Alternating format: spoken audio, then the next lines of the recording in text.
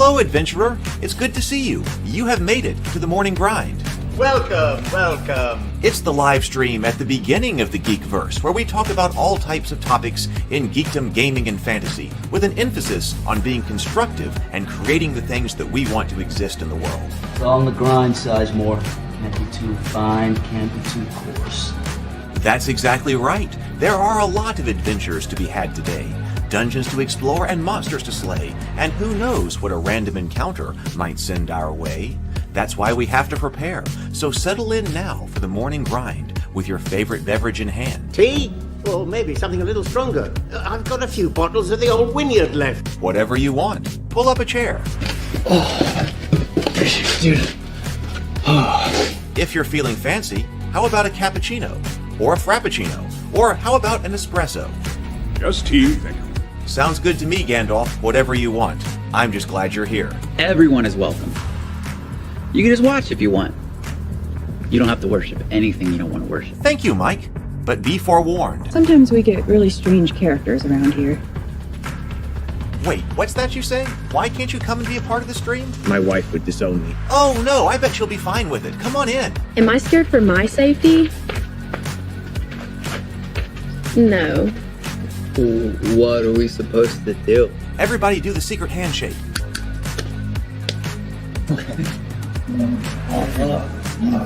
Secret cultist handshake. Oh, now do wizards who love each other. This, my friend, is a science. I still don't have gifts, but it's fine. It's all on the grind, son. Can't be too fine, can't be too coarse. Dude, this would be a sick place to bring the band. Indeed it would be, Dave. It really would. I'm seeing more people coming in. Welcome, glad to have you here. Oh, look, here's someone new. Is this the cultist meetup? Yes it is. Come to hang out? Please accept me. I have nothing else. Okay, we accept you. Everyone's welcome here. Brought some snacks. Well, that makes things even better. You want some coffee? I don't drink coffee. You sure? It's cultist coffee. What makes it cultist coffee? I'm a cultist and I'm drinking it. Oh. Then I'll have some. What exactly is going on here? I'm seeing more people coming in. Welcome. It's so great to have you. Oh, and look, here comes another stranger. Can we help you? Yes, fellow cultists. I could really use some food. Oh yeah? Welcome. We have donuts. Oh, it's me. I'm glad I'm here.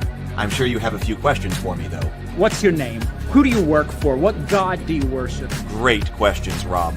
I'm Steve King, and I worship Nyarlathotep. No, not really. I'm just Heath, and I won't be worshiping anything this morning. But I will be your host. Welcome to the office. We're going to have a great time. I've got my coffee ready, because now it's time for the morning grind.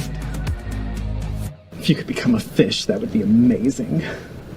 Then I could command you with my mental fish powers.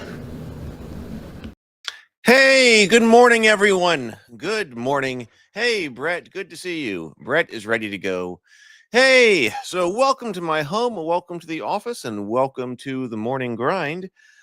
I was trying to come up with what our topic for today was going to be. I was trying to think. I was looking at my shelf. You know, I realized that we've done, hey, Joel, I realized that we've now done over 500 episodes. This is episode 502 of the morning grind. And we have covered a lot of topics in tabletop gaming. I was looking back over my shelf going, okay, so what is it that, is there something else we need to be looking at? And man, we have done just about everything on the shelf, plus so much more because we've been looking at PDFs of things I don't have physical. We have really done a lot here. And then I remembered there was actually one, hey, Jason, didn't miss a thing, just getting started here. So then I realized that there was a topic that we never got back to because when we were taking a look originally, what kind of got us into the OSE and well, looking at the original Dungeons and Dragons in general was that we were taking a look at, like the intro that was written for one of the Dungeons and Dragons anniversary books. And I went to look for it. I never found it. physically. I did find the DMG, and I took some pictures of what was in the DMG. That way we can actually take a look at the whole pages and read those passages and see what's in them. I have still see as far as announcements go. So I'm trying to make a transition here about. I was really hoping that we'd be running a Kickstarter about now, but about 2 weeks ago, I ran into problems with the ability to advertise the cultists, and I was looking at a whole bunch of data. I guess this was last night or yesterday morning or something. Okay, what we were able to do and what we're not able to do. So we're just going to have to go and we're just gonna have to go with what we got. So I'm kind of resetting my timeline to launch in about 2 weeks because I don't have much left to do. I'm going to post a couple of more videos, like 30-second videos to the cultists, which is what I'm going to work on today, about the shirts specifically that we're going to have and the miniatures. Put those out there and see what we can advertise and what we can tell people about. I've fought the fight as far as I can with YouTube, just about as far as I can with, oh, this isn't allowed, this is not allowed, you can't show that. Well, whatever. Okay, if I can't show it, then whatever. On the other hand, last week we did do pretty good. It says that we got on the cultist channel over there that 11.4 thousand people, so 11,400 people tuned into the cultist last week. The channel got 225 new subscribers. It had 689 likes and 48 shares. So, all right, I guess that's okay. We're going to go with what we got. I think I've learned a tremendous number of lessons about this relaunch, and I'm eager to go ahead and go forward with it, get it done, and then start moving forward to other projects because there are a lot of projects to do. So I feel like things have just been jammed up for years and years. So it's time to go ahead and get it done. So that's where we are with that. So I need to send out an email to everybody. I need to get better about sending out emails. And we're just going to go right there. Oh, so Better with Bacon says that Sable Phoenix and I were talking about this topic yesterday. Okay, well, I thought it would probably be a popular one. So let us know what I have some thoughts on it. So interested to know what you guys think. So I'm going to be wrapping up some things with that. And I'm looking forward to the Kickstarter, and we're going to be doing cultists and cultist related topics probably here on the morning grind for the next couple of weeks. I'm only going to run the Kickstarter for a couple of weeks. So maybe next 4 weeks we'll do some 2 weeks we'll do some prep, then we'll run it for 2 weeks, and then we will be moving on, which I think is great. All right, let's do our let's do our breathe and sip right here. I've got water this morning in the Witch's Brew mug. I've got some water. So we're going to take 2 deep breaths, deep inhales, complete exhales, and then take a sip of our favorite beverage. So here we go. Let's breathe.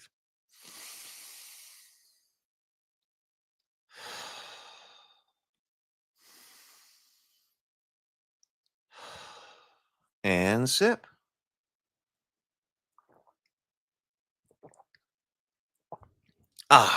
All right.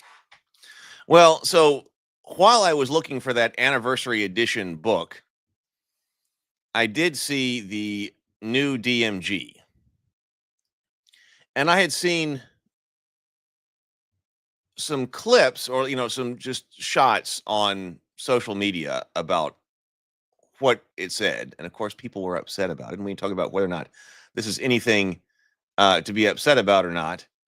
But I thought it'd be a good idea, since we kind of have a history on this show and this channel of looking at things in much greater context rather than, hey, one sentence or something like that. We could go ahead and look at what passages were actually in it and what did it actually say holistically, because that probably matters. That's one of the reasons that we went through the intro to the anniversary book and didn't just look at, hey, this sentence or that sentence, like what is the whole context in as far as we could get it. Even looking at the white boxes, although not exactly like the notes and whatever was this. Better with Bacon says,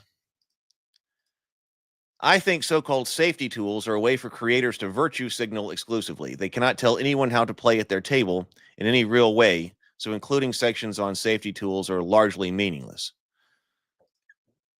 X cards are truly a way for a single player to hijack the group and prevent the game from moving forward and disrupt actual play.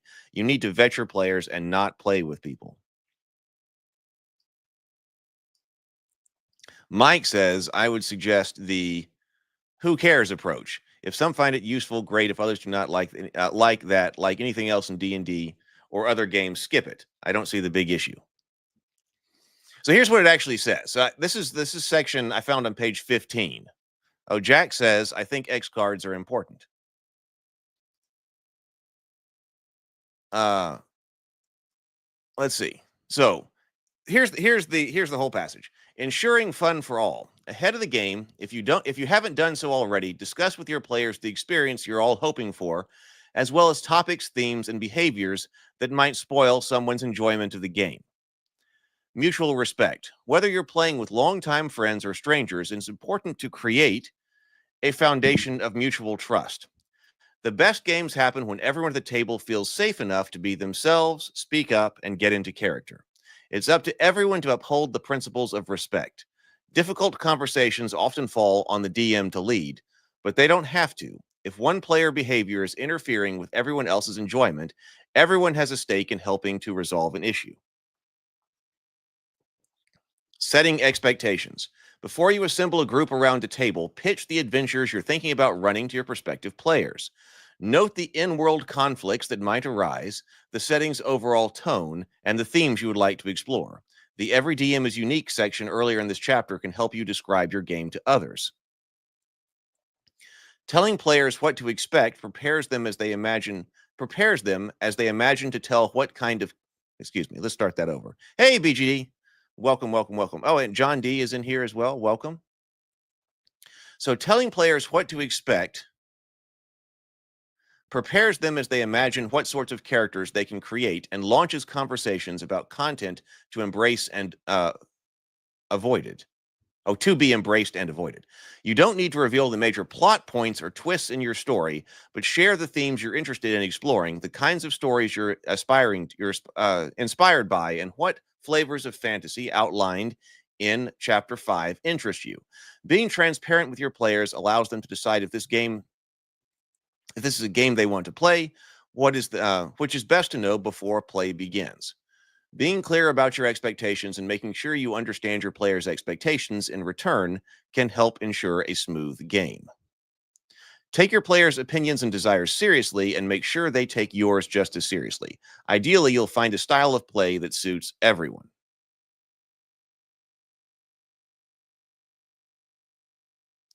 Hard and soft limits. Beyond the general themes and flavors of fantasy, you're interested in exploring.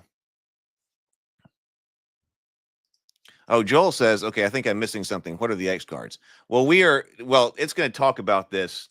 The X card, I forget who developed that, but the X card system is that like there's a index card with an X on the table. And if something comes up that a player feels uncomfortable about, they can take the X card and hold it up, and that immediately stops play, and whatever is in the game is revised. We're going to talk about it because this is I don't remember exactly what they say about it in here, but everything you need to know is probably here in the DMG.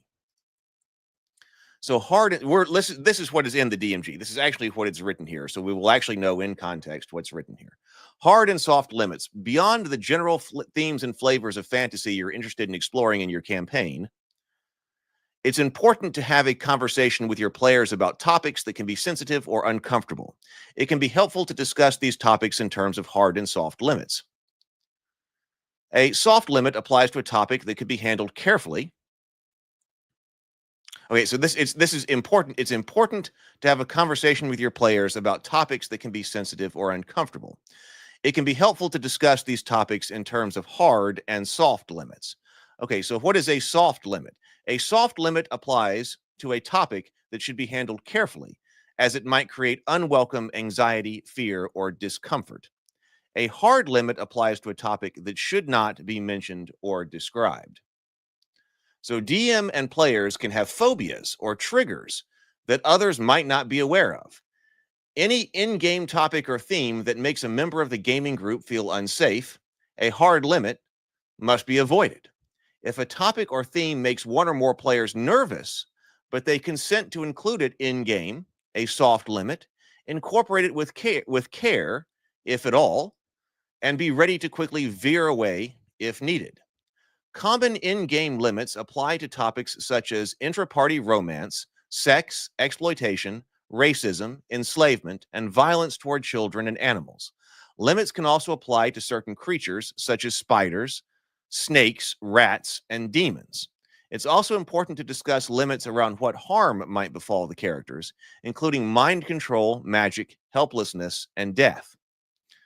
That said, D&D is a game that has in-world conflicts and mayhem. Certain core elements of the game are difficult to ignore. For example, taking damage isn't a limit you can work around easily. Similarly, character death is something that happens from time to time, though the game has ways to counteract or avoid it. See Death in Chapter 3 for examples. Oh, really? BGD says Ben Milton has some interesting commentary regarding the X card recently on his Questing Beast channel.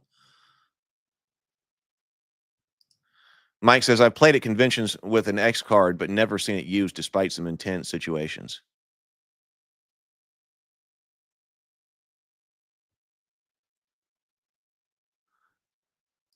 Jack says, allowing players to X out of something creates trust. I want to talk about this in a bit. Allowing players to X out of something creates trust. Not allowing that is not creating a situation of trust. I'm going to star that because I want to come back to that.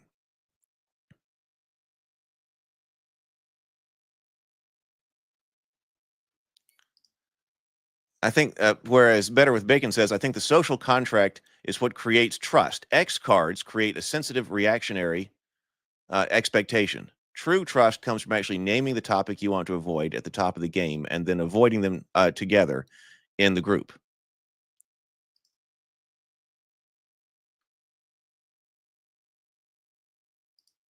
And if you're actually unaware of something that might cause discomfort and you find yourself uncomfortable,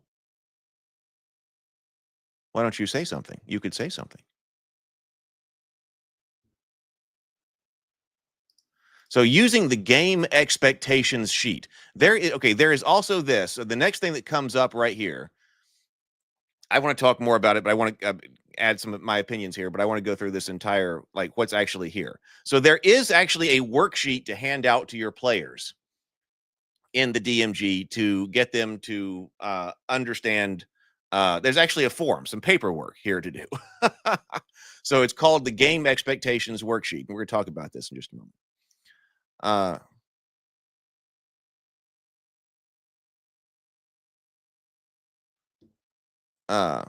Let's see.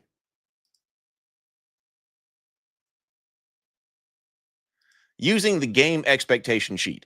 The game expectation tracking sheet is a tool that you can use to set expectations at the start of the game and ensure the game is fun for everyone. Before distributing the sheet to players, fill out the two topmost boxes, game theme and flavor. In this box, broadly describe the direction you envision for your game. See the setting expectations section for the kinds of information to include here. Potentially sensitive elements. If you know that some elements of the game might run up against some players' hard limits, list those elements in the box. See this hard and soft limit section for examples. Once the box information is added, give a copy to the sheet to each player. Players can fill out their sheet autonomously, but ask each of them to add the following information. Limits. Using an X for a hard limit or question mark for a soft limit indicate any potential sensitive elements that are problematic. Add any elements to avoid. Hopes, expectations, and concerns. In the last two boxes, share any hope and expectation for the game and list any concerns about behavior at the table. Collect all the sheets and gather your players' limits onto separate autonomous documents the whole group can access. Anonymous. Collect all the sheets and gather your players' limits into a separate anonymous document that the whole group can access.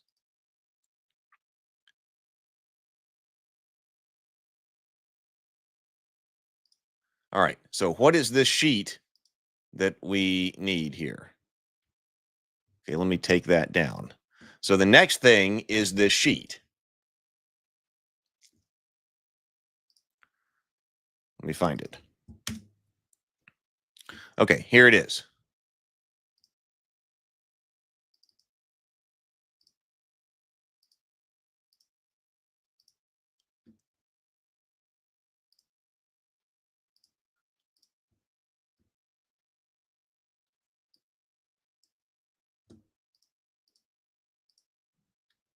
Well, I'm trying to bring it up. For some reason, it's telling me that it can't access my screen. Like, since when?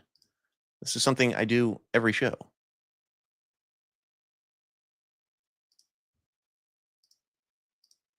Let me try again.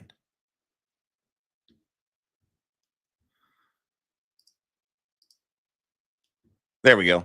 Okay, so this is the game expectation worksheet right here.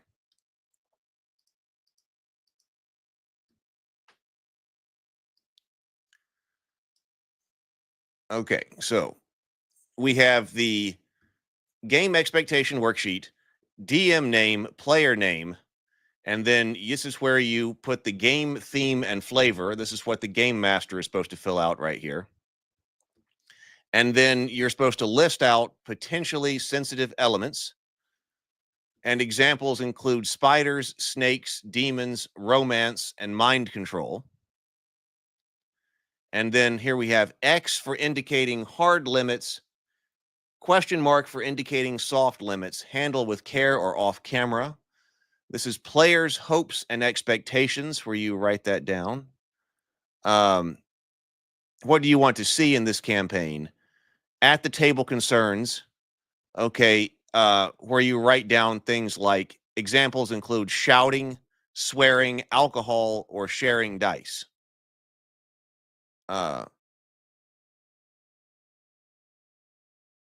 So, all right. So here is your form here.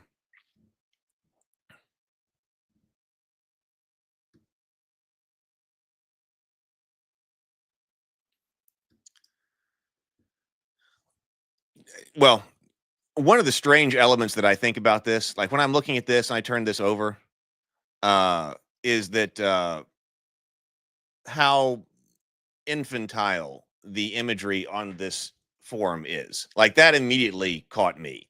Like when I looked at this and it's like, here's your game expectations worksheet. This beholder here, like the entire the layout, the approach here, we got like the flowers down here out of this kind of cartoon like skull. We've got this like baby beholder right here. To me, this page felt rather infantilizing. Did anybody else feel that way?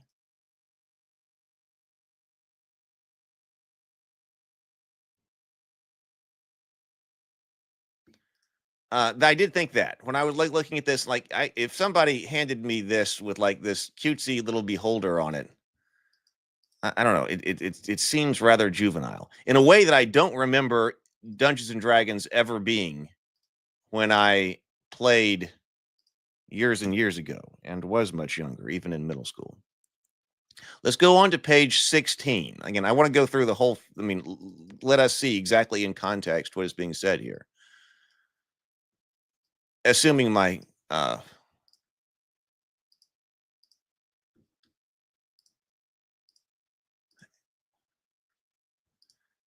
I've got, especially on this one, I do have some thoughts, but I think it's important to get the whole thing in context. Daniel said, yes, I did feel infantilized by this. Anon says, that's a perfect description. Well, thank you. So that I was really put off by that. I was really put off by that feeling. Communication limits. Make sure everyone is comfortable with how the discussion of limits takes place. Players may not want to discuss limits aloud, especially if they're new to role-playing games or have spent a lot of time with other members of the group. One way to alleviate such discomfort is to provide a way to share limits anonymously. Everyone can jot down their limits on an anonymous survey, such as the game expectation tracking sheet in this chapter. Compile limits into this list that can be shared with the group. Limits aren't negotiable, and everyone in the group needs to respect them. The start of a campaign is a great time to have this discussion, but further discussion is warranted each time a new player joins the group or when the campaign has a shift of story or tone. Someone might cross a line and needs to be reminded of a limit, or someone might not think to include some of their limits in the initial discussion. Players can also discover new limits as the campaign unfolds.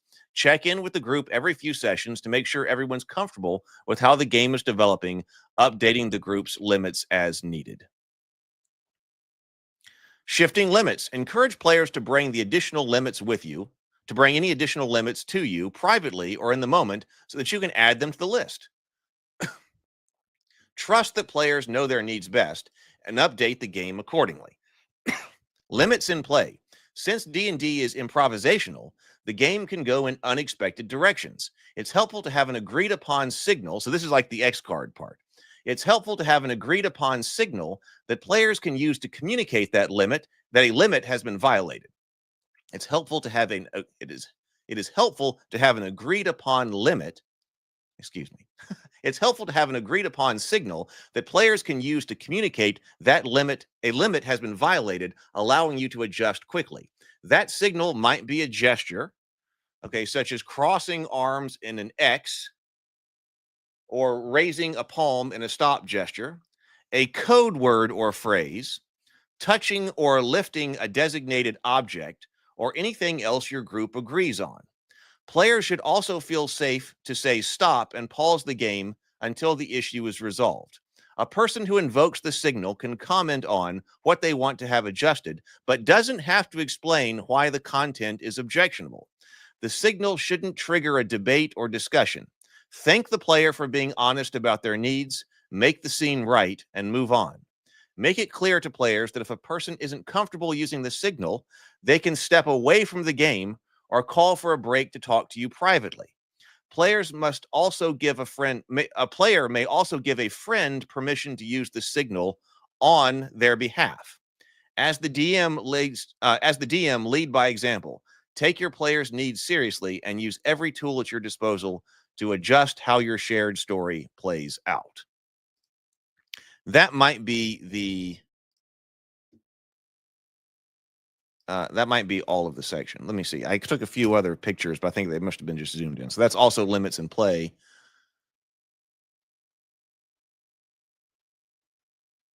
There was also a section on antisocial behavior.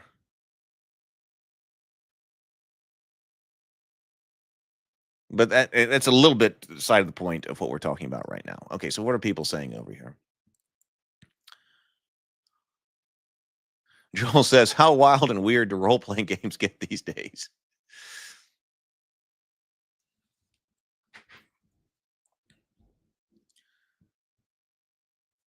Micah says, something known to be a hard limit beforehand should be brought up in session 0 if able. If not known yet, or something that arises out of events at the game sessions, communication is vitally important before a session, but that's not always possible.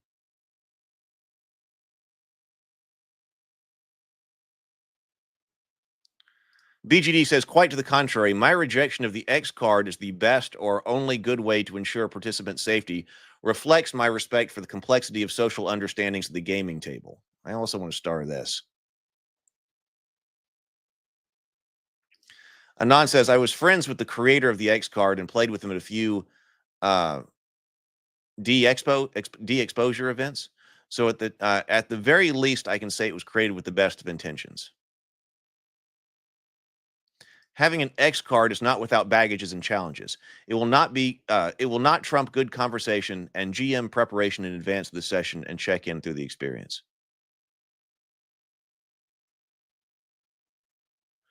My opinions on this tool set at face value, Daniel says, these are useful tools when playing with strangers. With friends, you're not friends if you can't communicate your limits. At worst, some people just use limits to control and manipulate the table.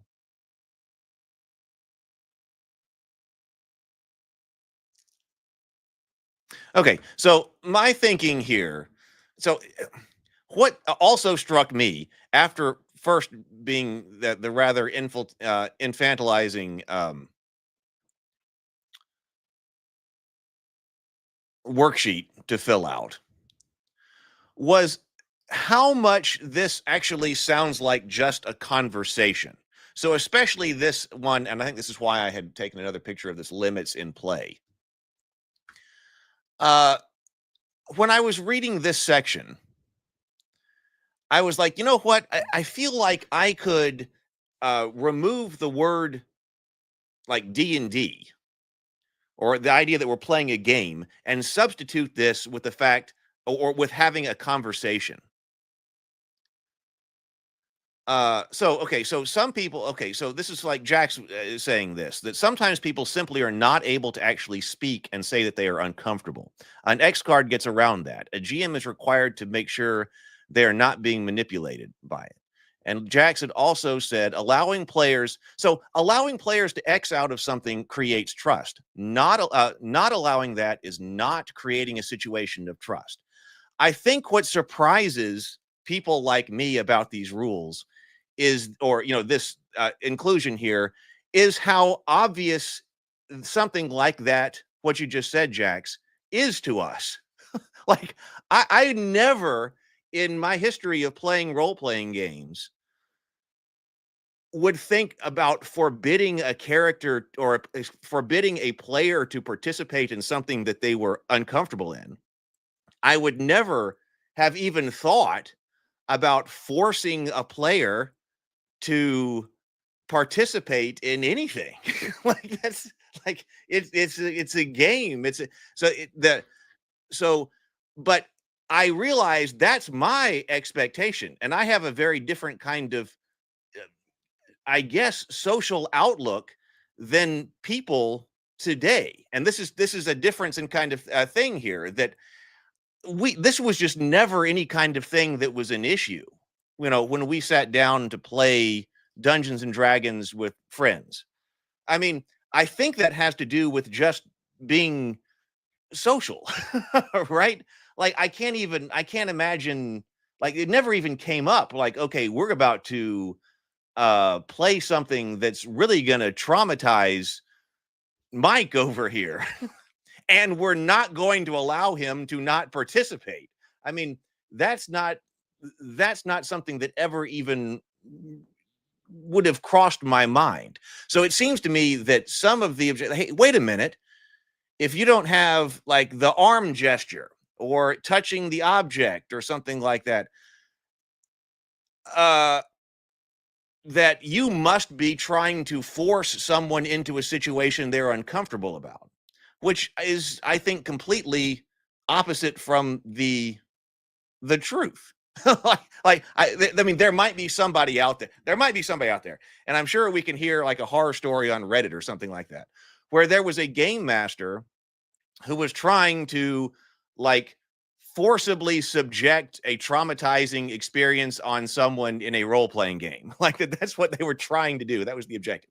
So my question is, if you have that situation, if you have a situation where a game master is forcibly trying to traumatize a player, will not let that player leave, not have the experience, and maybe even that player is not very socially capable, so that person isn't even able to articulate that they're uncomfortable, and so you just have the game master effectively torturing that player at the table.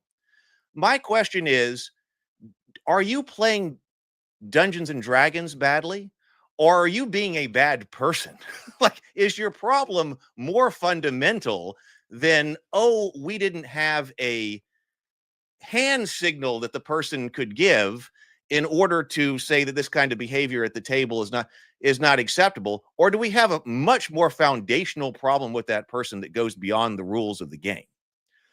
To me, this seems like trying to codify rules of social interaction that, to, I'll say, prior generations were probably obvious. Like, to me, like we're sitting down and playing, and that includes playing with strangers, by the way, because I do think that the X card was probably developed. I write about this. I can be fact checked on this, for like convention play. Like if you're sitting down to play something that with a group of players that you don't really know.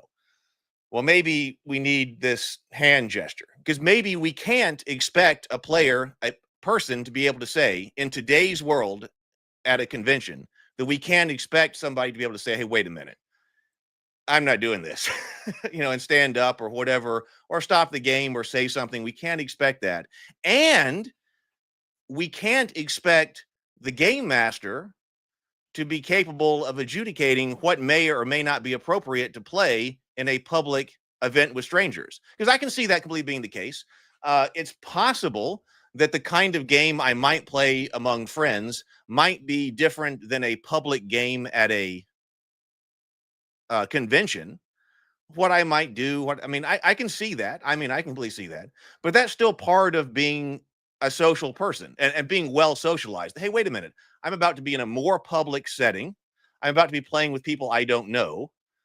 Maybe I should conduct myself in a way that's appropriate to that circumstance.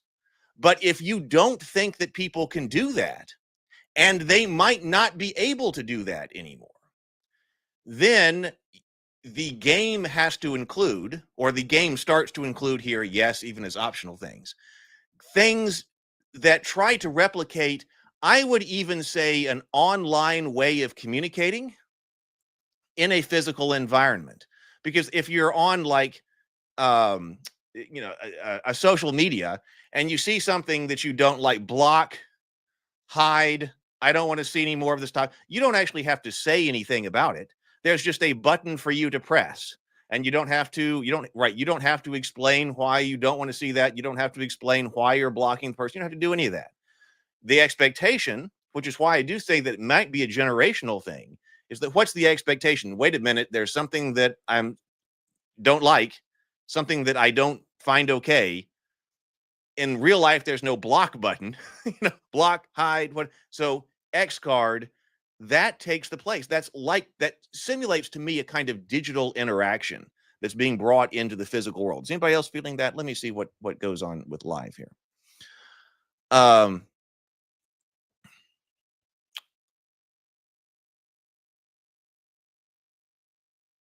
Let's see. Let me scroll back up and see where we were.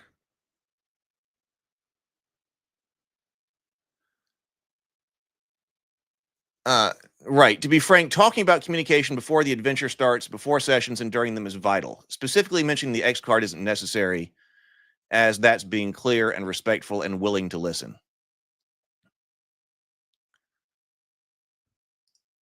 Without an X card, people don't try to limit or manipulate the table.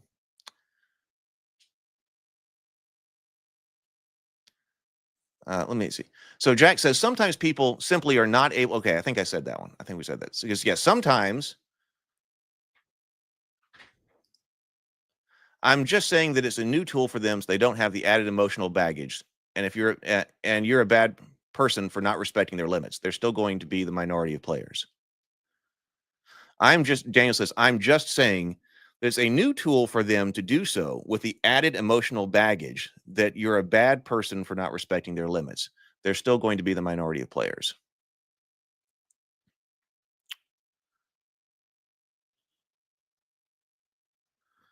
Jack says this is to accommodate players with disparate needs and backgrounds.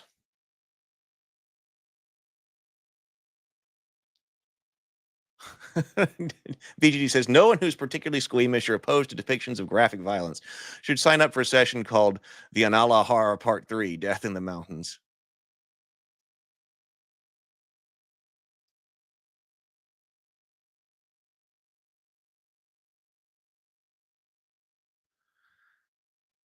Jack says, oh, it's about bad people a lot of the time. There's still stuff like hidden triggers, but these codes are necessary for many groups. Women, queer people, people of color. Well, then they should use them.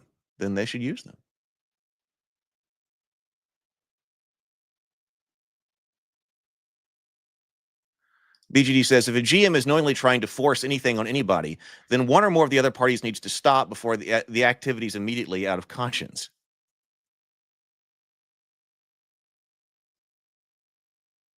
I think it's a. I see. Okay, so what I was going over here with this conversation, I'm holding this right over here. When I was thinking about this in terms of conversation, and this is what got me thinking about this with regard to general social interaction today. What if I said something like this?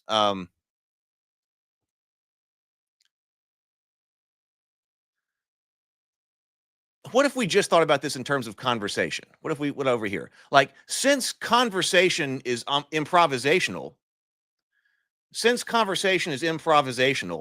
conversation can go in unexpected directions. So it's helpful to have an agreed upon signal that players can use to communicate that a limit has been violated, or that people. It's helpful to have an agreed upon signal that the participants in the conversation can use to communicate that a limit has been violated, allowing you to adjust quickly. That signal might be a gesture, such as crossing the arms, a code word or phrase, touching or lifting a designated object, or anything else that your group agrees on. Players should also be, conversationalists should also be free to say stop and pause the conversation until the issue is resolved. The person who invokes the signal can comment on what they want adjusted, but doesn't have to explain why the content is objectionable. The signal shouldn't trigger a debate or discussion. Thank the conversation participant for being honest about their needs, set the discussion right, and move on. That's very similar.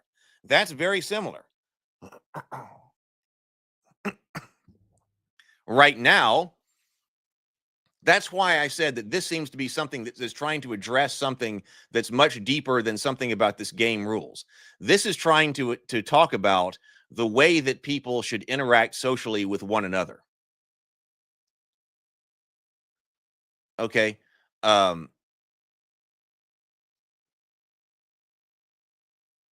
Like over here, make sure everyone is comfortable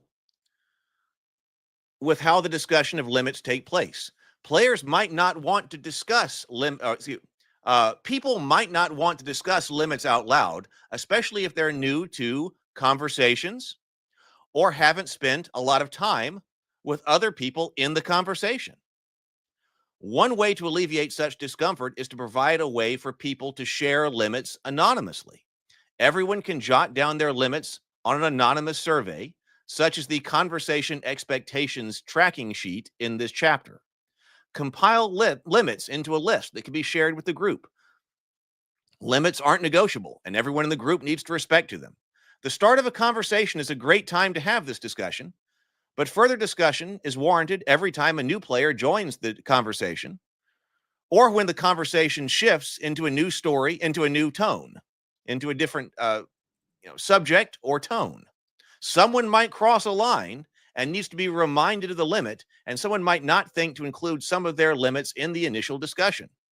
Players can also discover new limits as the conversation unfolds. Check in with the participants every few conversations to make sure everyone's comfortable with how the discussion is developing, updating the group's limits as needed. Am I going too far in saying that this is something that this is, to me, when I read it, it was very plain that this is much more about possible shifts in what we can actually expect from people socially today, because it's so similar to what it's like to have a discussion.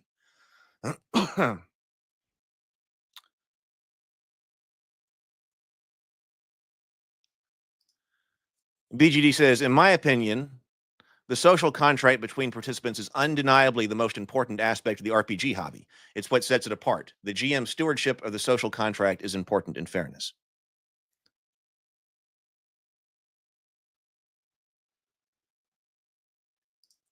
Joel says, yes, it feels like a parental control button or something. The GM should know that their audience and read social cues. And if it's a public game with strangers, err on the side of cautions. I think great advice. But here is the thing. As we have about social cues, is this in here because increasingly large numbers of people in our society actually can't read social cues, perhaps due to the intermediating effects of screens. That if you're used to screen interaction with something like parental controls and the block and stuff like that, and then you're going to sit down to play Dungeons and Dragons, which ironically is very social, because of course when I was growing up, it had the connotation of being the antisocial thing you were doing. This is something that people who are antisocial sit and do. But ironically, now expectations of people sitting down at the table to have reasonable social interactions are no longer present, right? That, oh, we can't actually assume that people are sitting down at the conversation are going to be able to read social cues and able to interact in a conversational improvisational kind of environment. I think that's probably why this is in here. Because if you take the idea that like this is ridiculous. This is trying to codify the social interaction that underlies the game in, I think, a rather clunky way.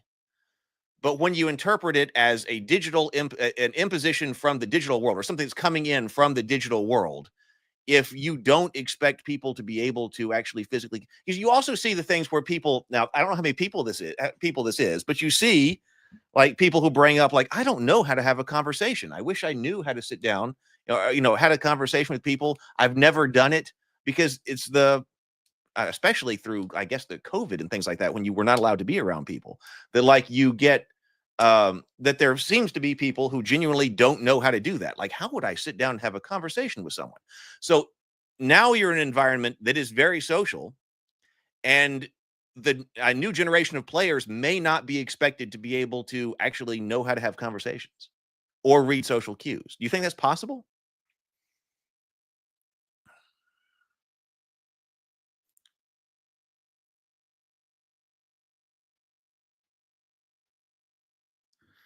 See, that's what we would expect. Like, I'm trying to even think of something like that would come up with friends. And I can't even think of anything consciously that, like, oh, what the rat, right? That it's interesting to me that rats are sensitive. Like, what does it give as examples of sensitive subjects? It gave to me what I think are some rather spiders. Like, when I think of some non-objectionable elements that might be in fantasy, I can think of spiders and snakes and rats. Like, okay, it's the giant rat. Like, you got to kill it at the first level. Demons, romance, mind control. I mean, I guess I understand why demons are on here, because I do live in the extremely conservative South, rural Alabama, which is extremely conservative. And so I can definitely understand why people would have a problem with demons. We're going to have to X out of demons, because that's religious. This hobby has been through the satanic panic. And okay, some people are not going to be comfortable with dealing with the demonic, because they think that you're actually doing something satanic, right? Okay, so I get that one. Romance. It's interesting that romance is on here. Romance is a potentially sensitive topic.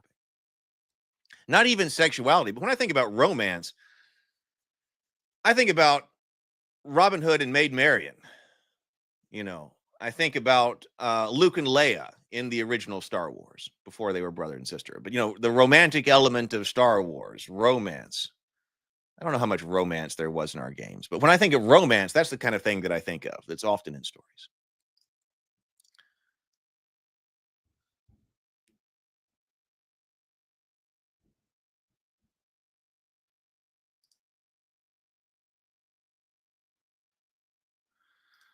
So Jack says, the fact of the matter is, it was hard fought to include these things because players' needs were being overlooked so often.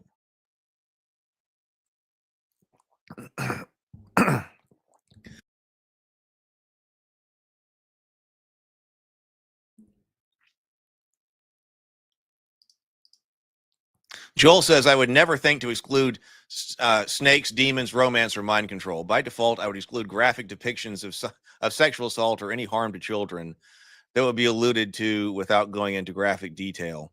Yeah. See, that's another one of these situations where it's like, when I'm looking at this, what I was considering kind of an infantilizing form here.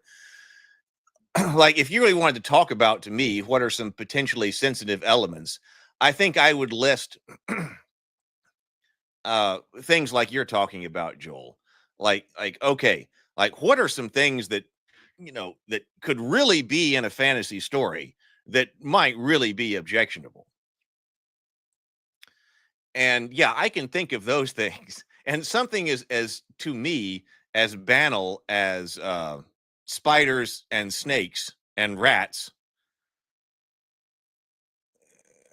Okay, no, hold on. We have a potentially sensitive subject. Uh, okay, like I would be expecting something like you're talking about, Joel, but not like, well, spiders. Okay, snakes. Okay. I guess that's actually part of what I think comes up with in addition to the imagery here on this, that it's also that seems rather influencing. I know there are people who have phobias of snakes and phobias of spiders. Um, see, the mind control thing in there, I think, is in there because you probably have the situations where a bad person is trying to do something with mind control to another character that is like one of the things you and I are thinking about, Joel. Not like, oh, you're under mind control and now you have to drop your weapon and you're moving into the other room, or you cease to attack, or something like that, or you're now turning on the other players. But okay, I suppose you can think of some really bad things to do with mind control. But they wouldn't have come up to me like in any of the games I would have been playing. Micah says, yes, Heath, but this is a very social game in a community of other games.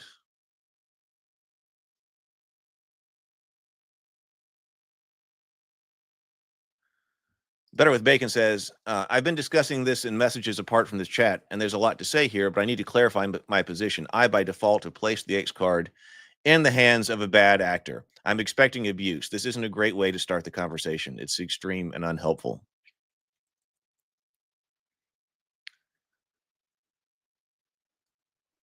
Yeah, this is what I think. Yes, okay. I love BGD's. I had the idea of the conversation right here, but BGD says, I think the analogy of hosting cocktail party is very parallel to a GM running a game. When you're having an open house with new people, avoid certain topics, don't overindulge, and keep your pants on. I think yes, I think so. I think so.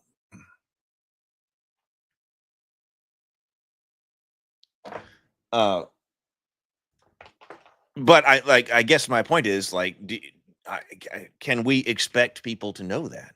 Do you use this in conversation? Do you use this card in other situations like in conversation, or would you like to see its use expanded? Like if it, because conversations can go into ways that, I was never expect somebody to force somebody into a conversation, to have a conversation they don't have or participate in a conversation they want to have. Do you think that use of the X card should be expanded to general social situations? Like, what if at the general cocktail parties, like BGD is talking about, or if you're meeting people for coffee at a coffee shop, should you use X cards in the social interaction if you're trying to talk to people? The answer could be yes. The answer could absolutely be yes.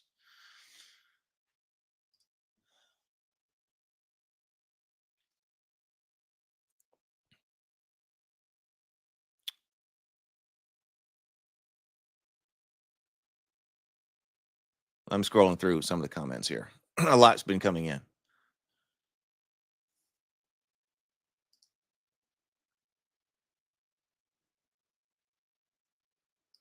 Joel says, interesting point about social cues and differences in the generation brought up behind a phone screen.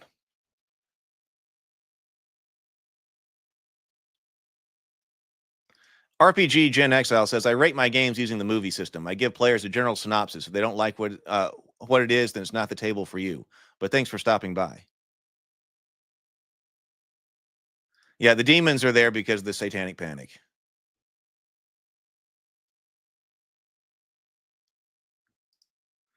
What's more accommodating and welcoming than a GM fostering a genuine interest in participant satisfaction by fostering genuine conversation, openness, and trust?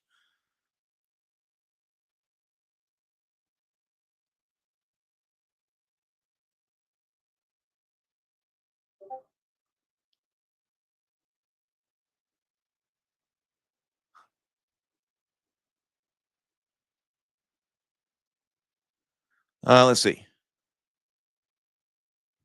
Well, I mean, if you'd like to answer, you're the one who seems to be to advocate its usage, and it seems to me like a lot of the things that you're advocating for here, in the context of the game, could certainly apply to other human interactions. Which is why I wonder, like, okay, wait a minute, if you're meeting people socially and you're just talking with them, conversations can go in ways that you might not expect and that might be triggering to some people. Would an X card be useful in those situations?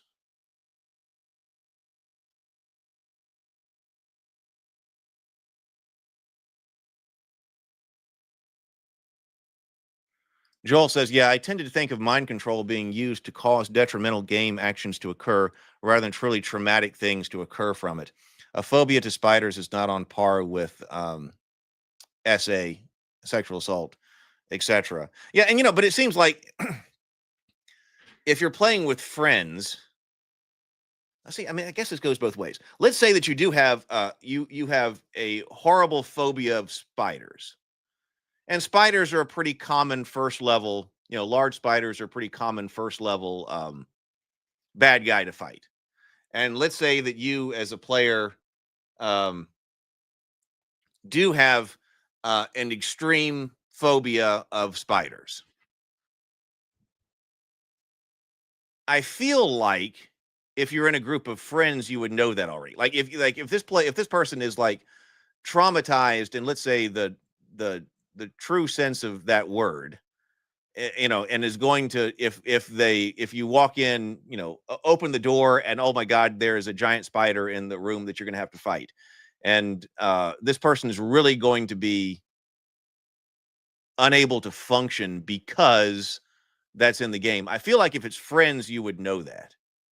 I feel like if it's friends, you would know that, and that would just not even occur. You would know this person does not, and that you wouldn't put the spider in there. I mean, to me, like, I'm trying to think of a situation.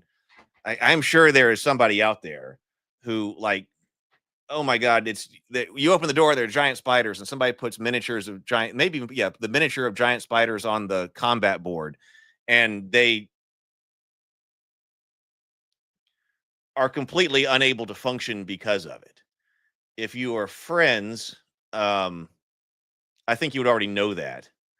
I think if you have that kind of situation, if you're in that kind of situation and then you sit down at a public table, what do you do?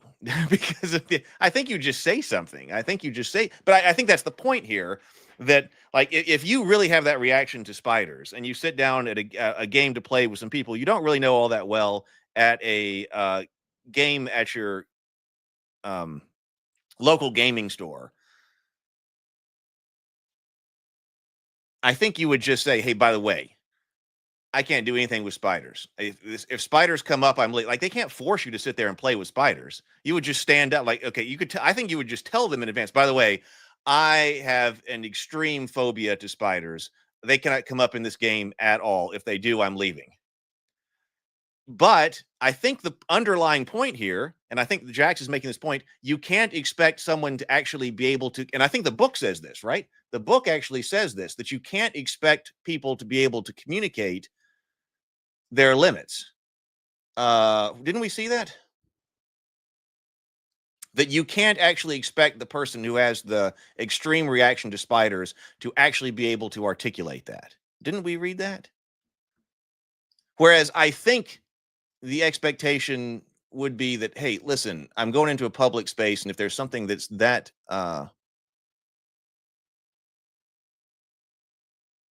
it's important to have a conversation about them. Well,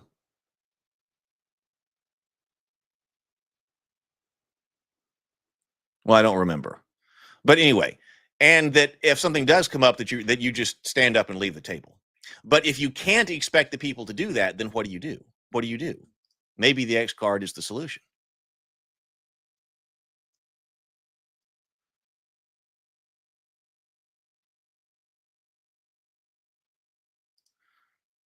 Oh, you want me to look at that? Let me look at that.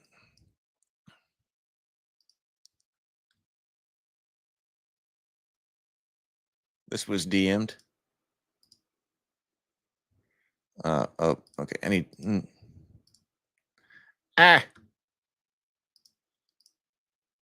Mark. So let's go over here to see what DBD just sent. So here, apropos to this morning's conversation, here's the safety statement used for the Rune Jammer for several years. No problems have ever been encountered running under these guidelines. Let's see what they are.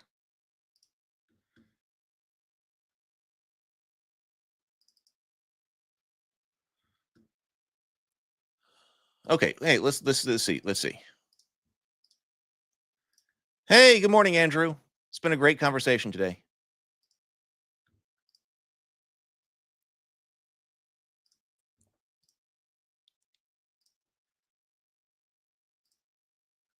It's being slow to recognize my screen today. I'm not sure.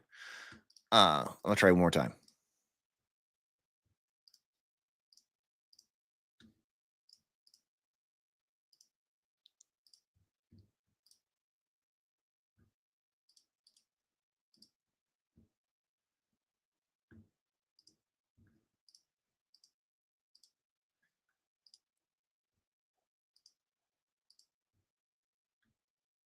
Well, okay, so this is what it says. Welcome. Hope you're all excited and ready to play in our upcoming session. I value my opportunity as game master and appreciate my chance to spend time gaming with each of you. My top priorities are stewarding your enjoyment of the session and maintaining the fairness and respect upon which it will be predicated. Let us all please remember that this is just a game that's supposed to be fun, imagining interaction among friends gathered to create and share a meaningful story and some great memories. My online RPG safety guidelines. Being a grognard, I'm normally a person who deals with RPG safety concerns implicitly simply by trying not to be a weirdo or a bombastic jerk. Your well-being and enjoyment during games I host are my absolute top priorities because we are gathered to have fun. That said, I find many modern RPG safety tools to be artificial and clunky, usually trumped by a simple conversation between intelligent individuals bearing basic compassion for one another. I maintain reasonable expectations for proper comportment from all session participants, and I will strive to demonstrate it myself at all times. As a GM who generally delivers pulp-toned adventure milieu with some advertised horror elements, violence in my game is often present, usually realistic and occasionally gory, but like a roller coaster, always designed and intended to offer entertainment value without lasting harm. Occasional coarse language may crop up, but there's never any intention to offend. There is never any intention to offend, only to flavor the narrative of your game. While seedy realities from our real-world history and current events sometimes pervade across the veil into my games of imagination, things that are particularly salacious, tawdry, or kinked don't hold much allure to me, so they are seldom seen. Human suffering will sometimes rear its ugly head in-game, but always to drive my implied moral imperative and add tension and drama to the story narrative we co-create at the table. Innocents sometimes find themselves in harm's way in these fictions because life can be harsh and unfair, but I always try not to be. I can't promise a happy ending, especially in my cosmic horror adventures, but I usually ensure a fair chance for one, and my players seem to have a good time. I hope you will too when we take the opportunity to game together. If any of this disclosure raises special concerns for you as we approach our game session, please feel free to reach out to me and we will discuss them. My online RPG rule guidelines. Running a complex and engaging session with a full component of players and a variety of NPCs is always an exciting challenge for me as a game master, so I ask for your patience and understanding. Things will go wrong, misunderstandings will occur, and obstacles will arise. Together we can and will overcome these problems. To this end, we will need to keep our individual turns snappy, to maintain a pace that gives everyone equal chance to advance the story while still maintaining good role-playing immersion. Both are important to the game. If I need to make a ruling as a GM on whether or not you have a different perspective, if I need to make a ruling as a GM on which you have a different perspective, please feel free to make one brief appeal on your turn to lobby for your point of view, which I will then give immediate and significant consideration. After that, I will make my expedient ruling and ask that it stand so we can move on and get back to the action of the story. I hope this seems like a reasonable way for me to shoulder the responsibility of oversight and final arbitration within the game. Relax and have fun. Good luck to you in your game. I'm excited to see what happens, and thanks for gaming with me. That's BGD's statement. Is that a good one for the upcoming session? I mean, I like that. I think that's see, when you're gaming in a public environment like that, online with people, I think that's a perfectly reasonable statement to send out. I think it addresses everything that needs to be addressed to someone like that you don't know. Right. Okay. So we don't know. So here is a good way for to have this conversation.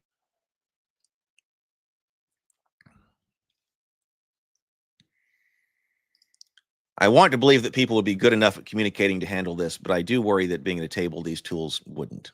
I think the key is that we have to understand that we're now in an environment where we can't expect people to have this conversation. RPG says, don't bring outside politics into your game unless it's the politics of the world. No weird stuff, violence towards kids, and no animal abuse. I was thinking about stuff yesterday with stories that I'm thinking about coming up with that actually has where the children are the subject of violence. We will see. Jack says, I think we're misunderstanding the purpose of the X card.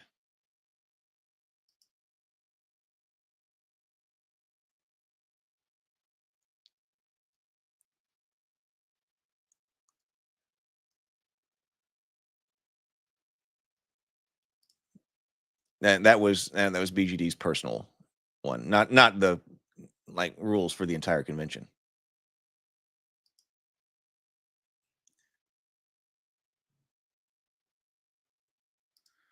Jack says, I do wish the pages in the DMG were a bit more drawn out to talk about dealing with potential issues from problem players.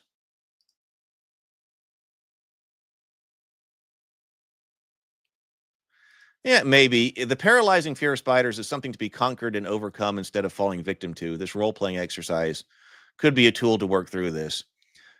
Could be. I mean, if you're using the role-playing game as a therapy session and the other players are okay with that, I don't know. Probably so.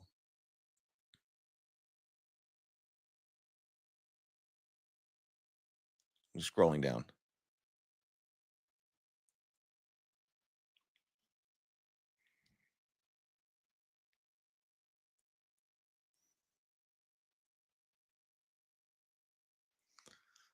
It already sounds like the table is becoming a place for psychotherapy, though, if arachnophobia halts the game.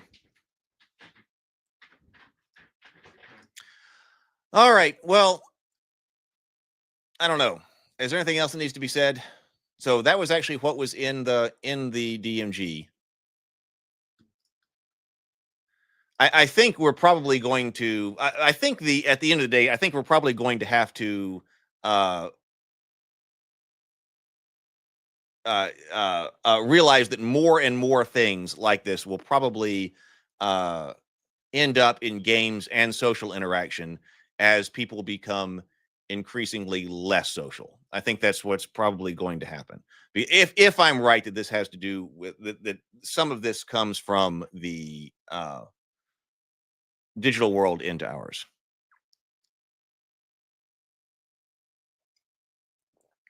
Oh, that's interesting. BGD says, I don't think the DMG is going to be a place to find good guidance on dealing with problem players using any tools because I doubt Hasbro and WotC wants to acknowledge that problem players even exist.